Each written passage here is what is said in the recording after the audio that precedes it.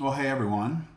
It is the first day of our class together this summer session, summer three, and it's our first day. And so I usually put together a little intro video just to say hi in a kind of fresh way. This is me today. What is it, July 15th? The videos that are on the website already for the course have been previously recorded. So that's like an older me, an older version of me. But here I am in the flesh, live today. And just want to kind of quickly say hi and talk about the class. We'll be together for the next 5 weeks. And the class, of course, is the Rhetorical Tradition. Just want to kind of like talk a little bit about the nature of the class and the approach and what to expect and maybe how to succeed.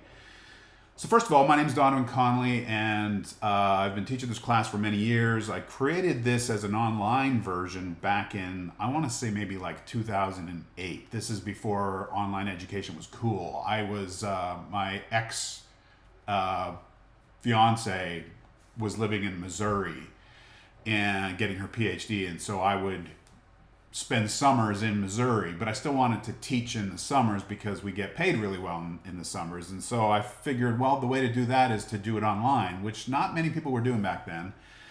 And so I started filming these videos. We used to have a little studio in CBC on like one of the top floors, and it was hilarious. If you've ever seen Between Two Ferns with Zach Galifianakis, there's a little bit like that, where there was these goofy plants and images in the background, and there was a guy recording, and there was a couple of cameras, and it was very kind of old school. But that's where I got started, and the content for this class, this is content that I learned back in grad school. It really hasn't changed much. This course goes back many, many, many years, 2,500 thereabouts.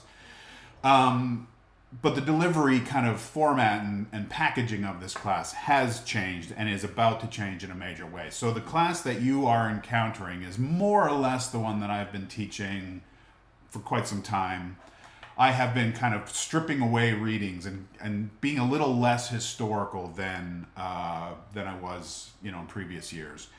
And I'm actually in the midst of doing a major like reformatting of this course. I'm getting help of the online ed people because students are starting to see that it's like a little out of date, a little clunky, and so I'm trying to like refresh it.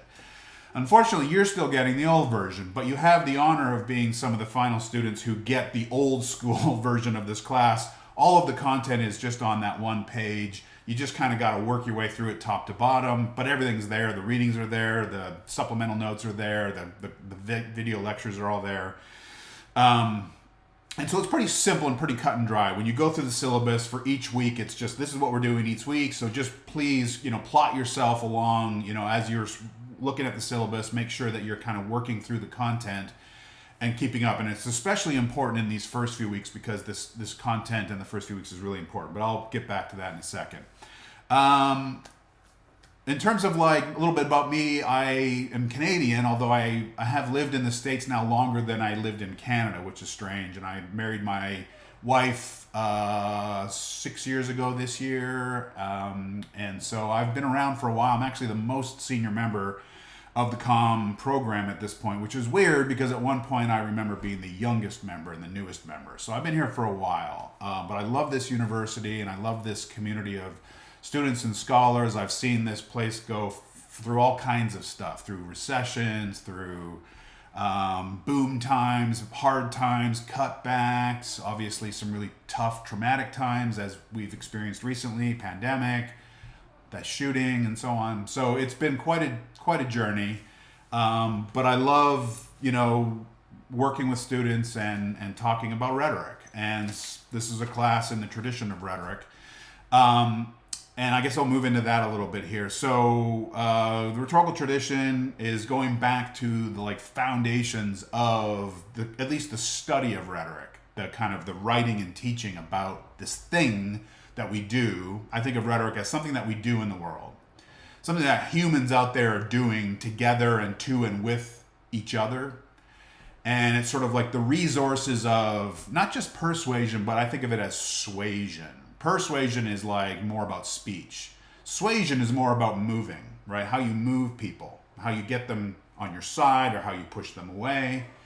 Right? And it's these resources of language usually, but also we could talk about technology, which we will at the end of the semester, arguments, stories. There's a lot of ways of thinking about rhetoric as that which moves us around in different directions.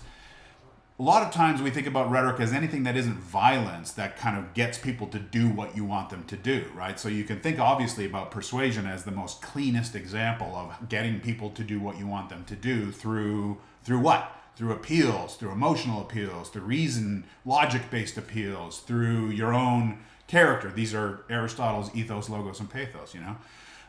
But there's other ways that you can move people around. I actually study food in terms of my own research, and I see food as and the kind of the culture of food and the food system as having important shaping and moving abilities. And not a lot of it's good moving, right? And it's like moving people in bad directions in terms of fast food and ultra processed, and how it is that these manufacturers are able to get people to buy their products, to get them addicted to them, using technologies, using visual appeals and marketing strategies. It's persuasion all over the place, right? So if you have an interest in kind of a broad sense of how it is that we get each other to do things, to move us around, right? Again, to get us on each other's sides or to push people away. Kenneth Burke has this concept of identification, which is like getting each other on the same side, the same ground. But there's also disidentification, which is like, we're together, which means we're not like them. So identification and disidentification kind of go together in an interesting way.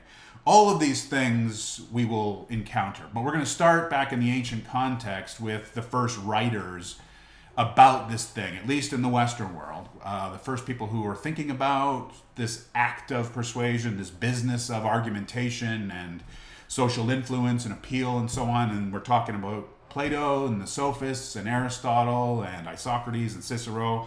These are some of the most important works on the study, in terms of the study of this thing called persuasion. And so we're going to start there. And so I'm just going to jump into the kind of calendar here. So week one is, first of all, we're going to look at these, what I call the four main models. And in terms of trying to understand this vast literature on the rhetorical tradition, I break it down into these kind of four mini traditions. And they're represented by Plato and then Gorgias, who is kind of the most prominent of the sophists, and also Aristotle, student of Plato's. Aristotle's kind of like the asterisk, like super important in terms of concepts and this business of how we persuade. Concepts like the enthymeme, concepts like invention, concepts like topoi, and so on. Really, really important stuff. And then the last one is like Cicero. And that's sort of this idea of like the debater model, the civic orator who's persuading on the behalf of the betterment of our kind of political culture, right?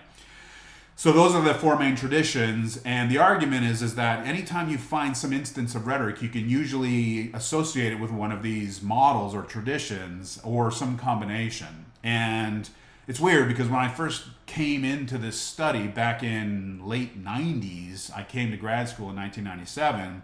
I would argue back then there was an Aristotelian and Ciceronian kind of models were predominant, at least in terms of what we aspired to be and how we tried to behave. We tried to deliberate. We tried to be argumentative. I'm talking about the public sphere. I'm talking about kind of political culture.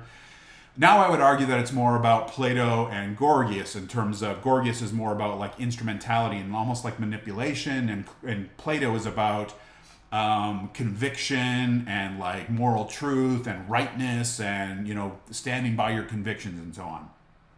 So I've seen a big change in the study and the practice of rhetoric. We are in really, really tough times right now. Obviously, this last weekend there was an incident with an attempted assassination of Donald Trump, and it's just one more, example of just how bad things have gotten in terms of our political culture and our climate of interactivity. And where's persuasion today? I don't see it anywhere. So these are some of the struggles and challenges that a student of rhetoric needs to be thinking about. My argument is that rhetoric is still alive, just in really bad ways, right? In a lot of like really unfortunate ways, but we're still maneuvering and manipulating and persuading and trying to reach one another, but we're using algorithmic tools, we're using digital tools, We're using all kinds of myth-making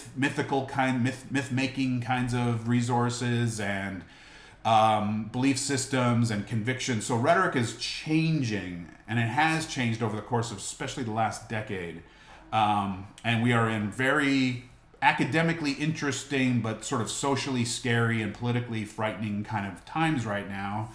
And so it's kind of hard to study this stuff and to feel good about like where things are going, because there's just so much fractiousness and polarization and mistrust. And persuasion in its best requires some element of trust on both sides of that kind of, the persuader and the persuadee kind of both need to be at least sort of tacitly in the game of persuasion, acknowledging that this is what we're doing here. And we've kind of lost that. And now it's this kind of all against all thing. It's just what it feels like. There are some good examples out there still, but the loud, really, dramatic stuff gets most of the attention, the extreme stuff. In any case, we'll get there toward the end of the semester. The book that we are using is by James Herrick, and hopefully you have access to it. I haven't checked the bookstore, but oh boy. Still going. Okay, lost my page there. But it should be there. If not, let me know. We'll figure it out. Everything else will be up on the website there. You should have everything you need just sort of within Canvas. In terms of, so we have 3 units for this class, and the kind of the bookends are the important ones. So the classical tradition, the ancient tradition, is the first 2 weeks? Yeah, first 2 weeks, and then we get a test and a paper. And then we get a little blip covering like everything from Cicero up to, the 20th century. Everything in between gets smashed into one single week, which is crazy. I used to spend a lot more time on that middle period. But we'll look at a few interesting things. Ramus and Descartes and Paysan and Wolff. There's some interesting stuff going on there. But then we get back into kind of current times in terms of the 20th century. And we'll look at the kind of story of rhetoric in the 20th century. Coming up to week 5 is like trying to get a handle on where we are now-ish.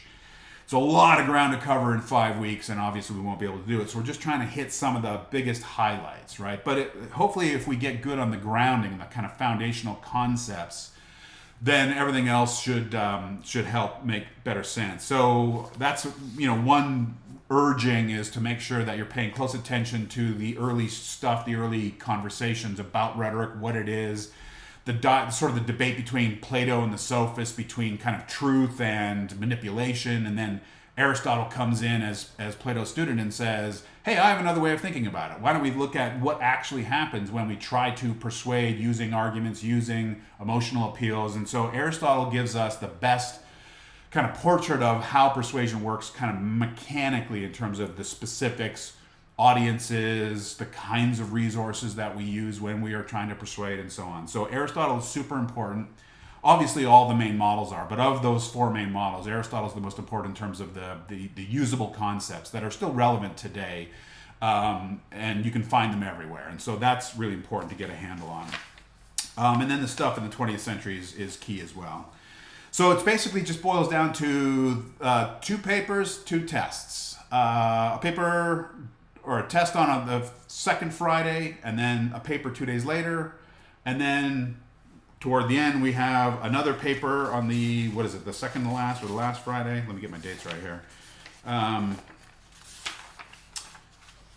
Paper 2 is on, test 2 is on August 16th, and then paper 2 is on August 18th. And at some point, I'll probably get asked questions about bonus points or extra credit. There's no extra credit, but I will provide bonus opportunities on the tests, and I may come up with a little assignment. I'm thinking something along the lines of a concept scavenger hunt, where I list a number of concepts and you go find examples of them out there in the wild. Could do something like that, because some of the feedback on the class is that there's so few assignments and they matter a lot, and 2 of them are papers, and these are pretty substantial papers. The papers are 4 to 5 pages. I don't think of them as being too onerous, but they're involved, and they ask you to think through the concepts that we've learned and then sort of apply them critically to some text. It's usually a film or a TV episode or something. So it's meant to be kind of fun, but kind of engaging and thought-provoking at the same time. And I don't want to take too long here, so 15 minutes is pretty good. Let's see what else. In terms of like, meetings or whatever, please reach out. Please reach out. My experience lately is the online classes. I almost never interact with the students directly unless there's like a problem, a kind of administrative problem, right? And of course, I'm here to help, make sure that we all move through the class smoothly. But I also really enjoy talking about this kind of stuff. And so I'm very happy to set up, virtual meetings where we just talk about, even if you read something and you'll either love it or hate it or don't get it or have some thoughts and it's provokes some ideas, we can just chat. I'm always happy to chat. I feel like I don't get enough of that lately. Especially with students. So do reach out anytime. We can set up a time to have a little chat. Or if you want to do it on campus, I'm always happy to meet on campus as well. I don't go in too much because a lot of these classes are online, and so I don't really need to. But we can do that as well. So please know that I am around and I am available. I just got back from South Dakota yesterday. And that's most of my summer travel. We were bouncing around a fair bit in July already. But moving forward, I'm going to be pretty available. So would love to see you, meet you, hear from you, chat with you, chew on ideas together, talk about papers, talk about readings, concepts, whatever. Trying to think if there's anything else. Everything else should be in the syllabus here. Make sure to print yourself off a copy and go through it. If you have any questions, let me know. Otherwise, I do hope that you enjoy the material. I understand it's older and some of the words are weird. It's meant to be a little bit challenging. This is, upper division and rhetoric class. And so I like the idea of at least encountering some of the original texts. We provide lots of supplemental stuff in terms of Herrick, in terms of notes, and the video lectures are very important as well. But I'd like you to get a little taste of Plato and a little taste of Aristotle. Just a little kind of like, this is the original ideas here. So we're going to be learning a fair number of like words and concepts. And that's how I kind of think about the class as like concept driven, right? So it's not so much about all the historical particulars. It's about the concepts that emerge from these times and these discussions about this thing that we do called rhetoric, and trying to get good on how these concepts operate. And especially, and the reason that I still teach this class and believe in this class is because these concepts are still relevant today, or they need to be, right? Or there's bad versions of them. And so they're useful to be thinking about the world that we inhabit and how we might kind of lean into it and help improve it or understand it, right? And so that's what I think the value of this class is sort of civic culture, community building, positive change making. That's sort of where I see the value of this stuff. All right, I'll stop there and just wish you the very best. I know it's scorching hot out there, so I hope you're keeping cool and hydrated. And I do hope to hear from you all soon. And good luck this semester, all right? See you.